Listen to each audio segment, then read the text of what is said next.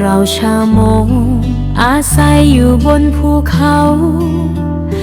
มีป่าไม้และพืชพันธุ์เขียวขจีมีน้ำไหลในลำธาร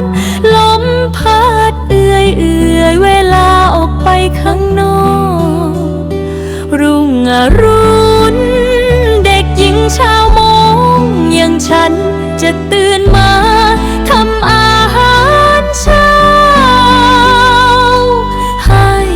อาหารไก่และหมูเตรียมอาหารกลางวันไปทุ่ง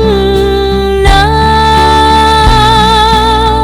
ถึงจะอยู่ไกลก็ต้องไปกลางคืนไม่มีไฟฟ้าเมื่อพระจันทร์เต็มดวงเด็กขับออกไปเล่นกันชายหนุ่มมาหาหญิงสาวทุกคน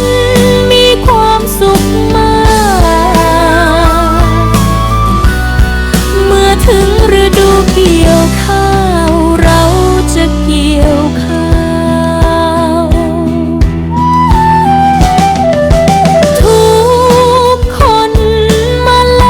กเปลี่ยนพลังงานพวกเราชายหญิงสนุกสนานกันมายังจำได้ไหมชุมชนอาศัยอยู่บนหลังบนภูเขา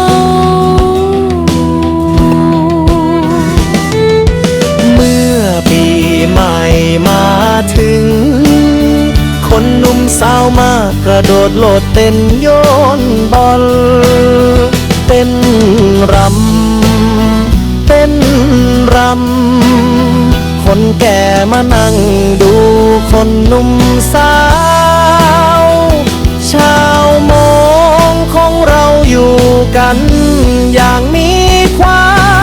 มสุขคุณชอบเด็กหญิง